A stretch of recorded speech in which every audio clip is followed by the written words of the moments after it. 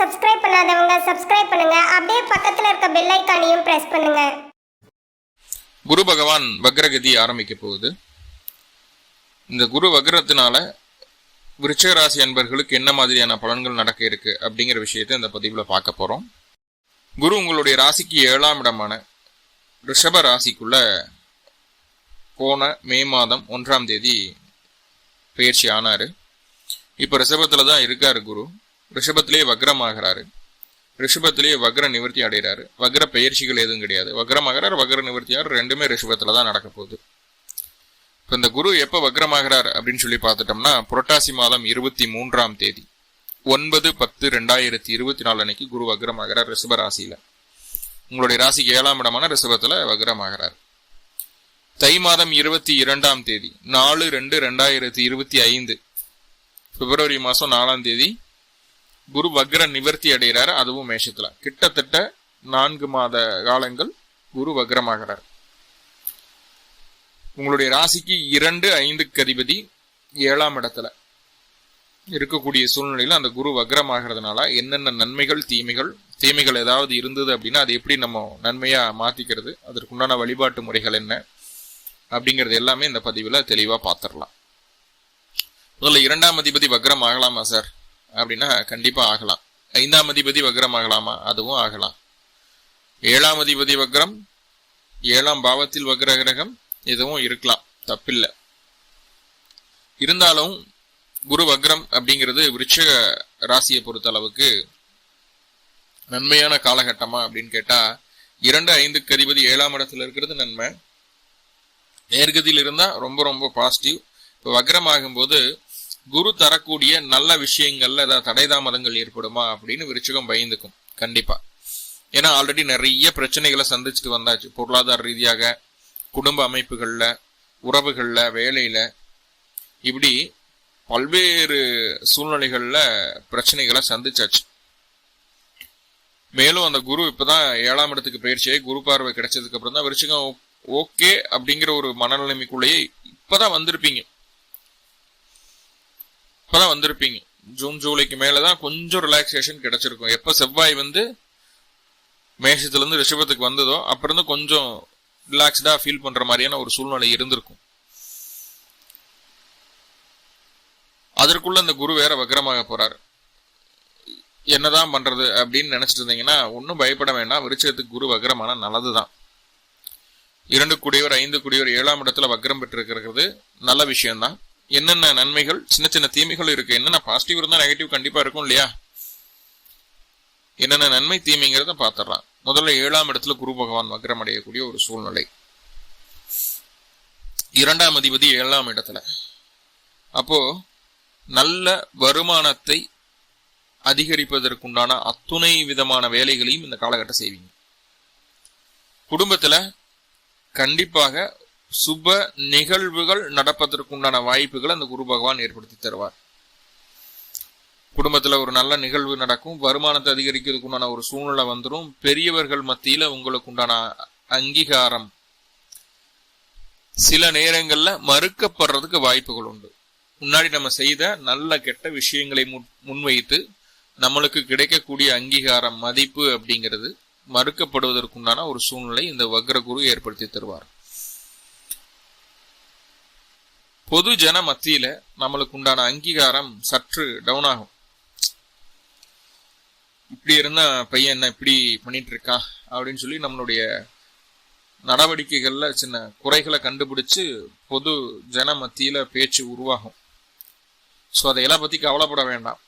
So அந்த பேச்சினால நம்ம ஒன்றும் திறந்தாழ்ந்து போயிடுறது இல்லை அப்படிங்கிறத மைண்ட்ல ஃபிக்ஸ் பண்ணிக்கோங்க. பொது ஜன மத்தியில ரொம்ப சரியா நடந்துக்க வேண்டிய கட்டாயம் உங்களுக்கு உண்டு அப்படிங்கறத சொல்லுது. சொந்த ஊரை விட்டு வெளியூர், வெளிமாநில, வெளிநாட்டுல இருக்கக்கூடிய நபர்களுக்கு பொருளாதாரம் மேலும் அதிகரிக்கிறதுக்கு உண்டான வாய்ப்புகளை சொல்லுது. சுயதொழில் செய்துட்டு இருக்கிறீங்கன்னா நல்ல வாடிக்கையாளர் கிடைப்பாங்க, நல்ல ஃபண்ட் ஃப்ளோ இருக்கும்.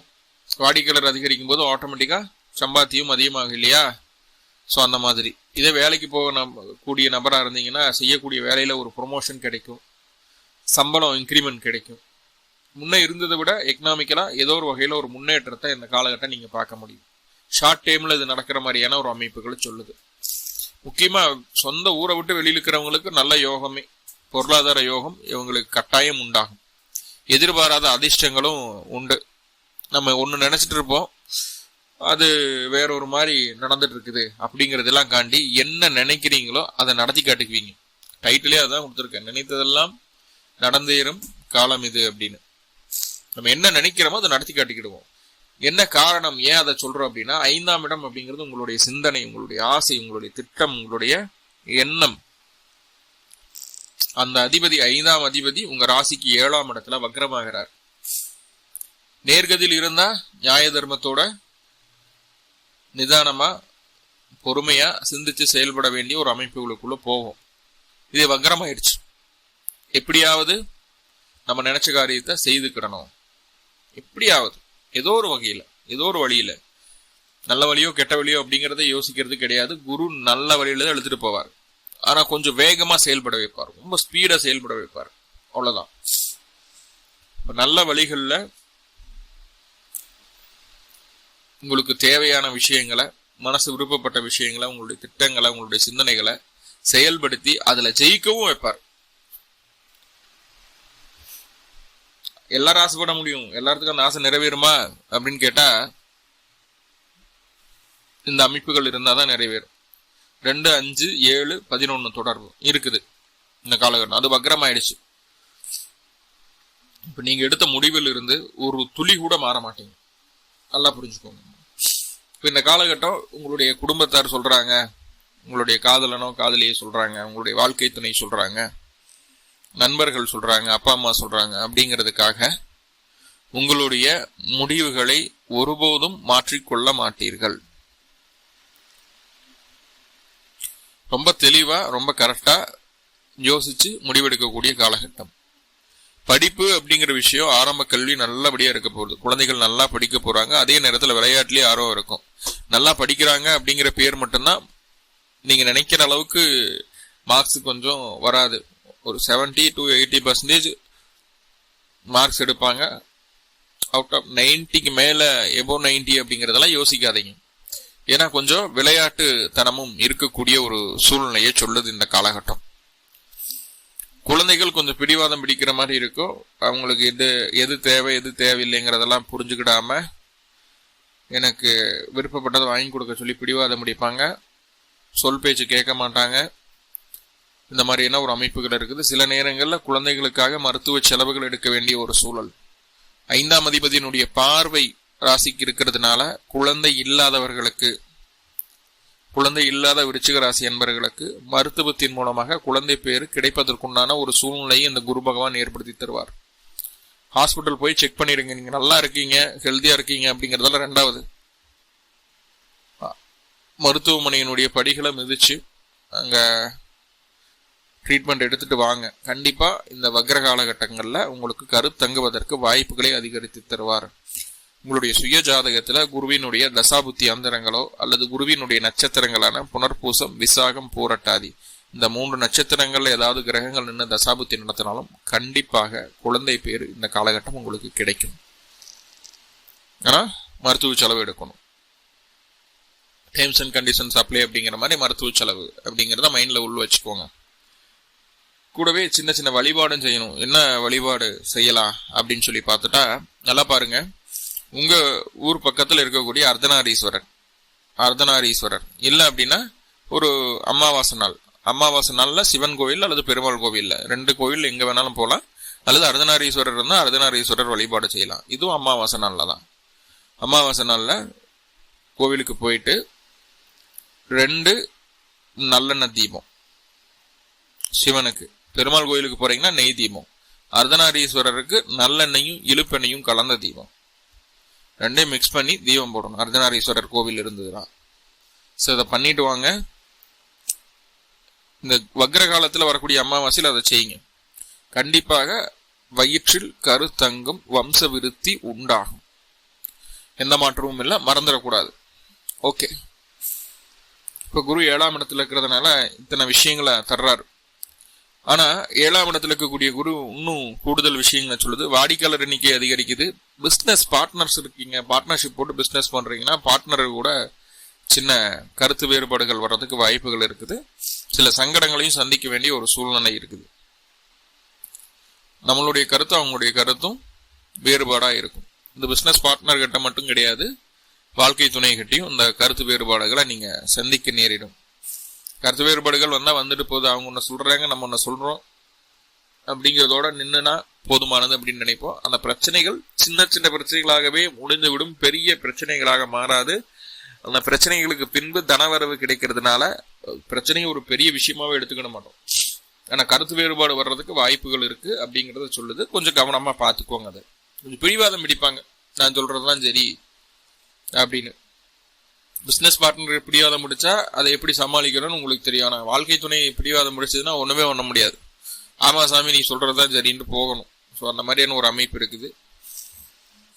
ஸோ இது ரொம்ப முக்கியமான விஷயம். பயணங்கள்ல கவனம் வேணும். சொந்த இடத்தை விட்டு சொந்த ஊரை விட்டு வெளிமாநிலத்துல போய் இருக்கக்கூடிய நபர்களுக்கு அங்க இருக்கக்கூடிய லோக்கல் ஏரியால பயணிக்கும் போது கொஞ்சம் தொந்தரவுகளை காட்டுது. ஸோ அந்த பயணத்துல இடமாற்றத்துல கவனம் வேணும் அப்படிங்கிறத கொஞ்சம் புரிஞ்சுக்கோங்க. மற்றபடி எல்லாமே நல்லபடியாவே இருக்கு. குடும்பத்துல சுப நிகழ்வுகள் நடக்கணும் அப்படிங்கிற விஷயத்த சொல்லுது. வருமானம் அதிகரிக்கக்கூடிய ஒரு சூழ்நிலையை சொல்லுது. வரக்கூடிய வருமானத்தை சேமிக்கக்கூடிய தன்மை உங்களுக்கு ஏற்பட்டுரும்.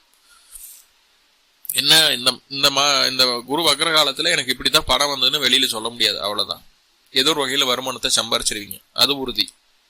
ஓகே, அடுத்ததான் பாருங்க, அந்த குரு 7ஆம் இடத்துல இருந்து உங்க ராசிக்கு 11ஆம் இடத்தை பாக்குறாரு. ஆசைகள் பூர்த்தியாக கூடிய ஸ்தானம், ஜெயஸ்தானம், வெற்றி ஸ்தானம் அப்படின்னு சொல்லக்கூடிய 11ஆம் இடமான லாபஸ்தானத்தை குரு பாக்குறாரு. நினைத்த விஷயங்கள் சரியான திட்டமிட்டு செயல்படுத்தக்கூடிய காரணத்தால் நினைத்தபடியே வெற்றியுடன் நடந்திடக்கூடிய வாய்ப்புகளை அந்த குரு பகவான் ஏற்படுத்தி தருவார். நினைச்ச ஒரு காரியத்தை, திட்டமிட்ட ஒரு காரியத்தை பிடிவாதமா இருந்து அதை சாதிச்சே காட்டிட்டாங்க அப்படின்னு கூட இருக்கிறவங்க எல்லாம் சொல்லுவாங்க. அந்த மாதிரி உங்களுடைய ஆக்டிவிட்டிஸ் இருக்கும். மூத்த சகோதரன் மூலமாக தேவையான பொருளாதார உதவிகள் கிடைப்பதற்குண்டான வாய்ப்புகளை சொல்கிறது. உங்களால முடிந்த பிசிக்கல் அண்ட் மென்டல் ஹெல்ப்பை உங்களுடைய மூத்த சகோதரருக்கும் பாலிய நண்பர்களுக்கும் செய்வீங்க. அதை அப்படியே கெட்டிய பிடிச்சிட்டு அவங்க டெவலப் ஆகிறதுக்கு உண்டான வழியும் நடந்துடும். குழந்தைகளுக்கு திருமணம் ஆகாம இருக்குது. நான் விருச்சிக ராசி சாமி, என்னோட பையனுக்கு உன்ன திருமணம் ஆகலை, உன்ன பொண்ணுக்கு திருமணம் ஆகலை, இன்னும் நல்ல வரனை சந்திக்கிறதுக்கு உண்டான ஒரு சூழ்நிலையை அந்த குரு பகவான், வக்ர குரு பகவான் ஏற்படுத்தி தருவார். சோ அது நல்ல விஷயமாவே பார்க்கப்படுது. அதே போல உங்க ராசியவே குரு பார்க்கிறார். தன்னம்பிக்கை, தைரியம், நல்ல எண்ணங்கள், எது வந்தாலும் நம்மளால சமாளிக்க முடியும், எதுனாலும் பார்த்துடலாம், என்ன நடந்துட போகுது, என்ன ஆயிட போகுது அப்படிங்கிற ஒரு மனப்பக்குவம், இதற்கு முன்னாடி கிடைத்த அனுபவங்களை ஒன்று திரட்டி ஒவ்வொரு காரியத்தையும் அணுகிறது. காசு பணம் வேணும், சேமிக்கணும், அடுத்தடுத்த வளர்ச்சிக்கு பொருளாதாரம் ரொம்ப முக்கியம் அப்படிங்கறத உணர்றது, எல்லா உயிர்களுக்கும் சம மரியாதை கொடுக்கறது, எல்லா உறவுகளையும் அனுசரிக்கிறது. நம்ம யாரு, நம்ம எங்க இருக்கோம், நம்ம என்ன சூழ்நிலையில இருக்கோம், இன்னும் நம்ம எப்படி எல்லாம் மாறணும், எந்த அளவுக்கு டெவலப் ஆகணும் அப்படிங்கிற எல்லா விதமான விவரங்களையும் புரிஞ்சுக்கிறது. அடுத்தவங்க நம்மளை பார்த்தா நம்மளுக்குன்னு ஒரு ரெஸ்பெக்ட் கிடைக்கணும் அப்படிங்கறத உணர்ந்து அதுக்கு தகுந்த மாதிரி நடந்துக்கிறது. நம்பிக்கை, நேர்மை, நியாய தர்மங்களுக்கு கட்டுப்பட்டு நடக்கக்கூடிய ஒரு அமைப்பு, இது எல்லாமே வந்துடும் இந்த காலகட்டம். ஏன்னா பொது ஜன மத்தியில மட்டும் கொஞ்சம் நம்மளுடைய செயலுக்கு அங்கீகாரம் லேட்டா கிடைக்கும். இப்ப செய்யக்கூடிய விஷயத்திற்கு குரு வக்ர நிவர்த்தி ஆனதுக்கு அப்புறம் அங்கீகாரம் கிடைக்கும், அவ்வளவுதான். இதே ராசிக்கு 3ஆம் இடத்தை குரு பார்க்கிறார். சகோதர வழி ஆதரவு பூரணமாக உண்டாகக்கூடிய ஒரு சூழ்நிலை, சகோதரத்துக்கு நல்ல ஒரு முன்னேற்றம், லிஃப்ட் கிடைக்கும். அவங்களுக்கு இளைய சகோதரத்துக்கு உங்களுடைய கம்யூனிகேஷன் லெவல் சூப்பரா இருக்கும். மனசுல என்ன படுதோ, என்ன சிந்திக்கிறீங்களோ அத கேட்கறவங்களுக்கு புரியுற மாதிரி எடுத்து சொல்லுவீங்க. அதுதான் இங்க பிளஸ். கேட்கறவங்களுக்கு புரியுற மாதிரி எடுத்து சொல்லுவீங்கன்னு ஒரு நல்ல விஷயம். தைரியம், தன்னம்பிக்கை, துணிச்சல் அதிகரிக்கக்கூடிய ஒரு காலம் இது. காலி நிலம், பத்திர சம்பந்தமான விஷயங்கள், டாக்குமெண்ட் சம்பந்தமான விஷயங்கள் எல்லாமே அதுல இருக்கக்கூடிய பிரச்சனைகள் எல்லாம் நிவர்த்தி ஆகக்கூடிய ஒரு அமைப்பு. இதெல்லாம் சரி செய்யறதுக்குள்ள வாய்ப்புகள் இருக்கும். அதே போல பாஸ்போர்ட் அப்ளை பண்றது, விசாக்கு வெயிட் பண்ணிருக்கு, விசா கிடைக்காம இருக்குது, வெளிநாட்டில் இருக்கிறவங்களுக்கு பிஆர் கிடைக்காம இருக்கு, இந்த மாதிரி ஒரு அமைப்புகள் இருந்ததுன்னா அதுக்கான முயற்சிகள் எடுக்கிறீங்கன்னா அது இந்த காலகட்டம் உங்களுக்கு கிடைக்கிறதுக்கு வாய்ப்புகள் உண்டு. ஏன்னா 3 கூடியவர் வக்ரமா இருக்கிறாரு, 3ஆம் இடத்தை வக்ரம் பெற்றிருக்கிறேன் பார்க்கும் போது டாக்குமெண்ட் சம்பந்தமான பிரச்சனைகள் தெளியும், சரியாகும். உறவுகள் அப்படின்னு சொல்லி பார்க்கும்போது இளைய சகோதரம், குழந்தை, வாழ்க்கை துணை, இந்த 3 பேர் உங்களுடைய சிந்தனைக்கு எதிராக செயல்படுவார்கள். உங்களுக்கு அப்படியே ஆப்போசிட்டா செயல்படுவாங்க, பிடிவாதம் பிடிப்பாங்க, உங்களுக்கு உண்டான அங்கீகாரத்தை கொடுக்க மாட்டாங்க. ஸோ அந்த இடத்துல மட்டும் நம்ம சரியா இருந்துகிட்டா போதுமானது. அவங்ககிட்ட ரொம்ப எதிர்பார்க்காதீங்க, விட்டு கொடுத்து போயிடுங்க.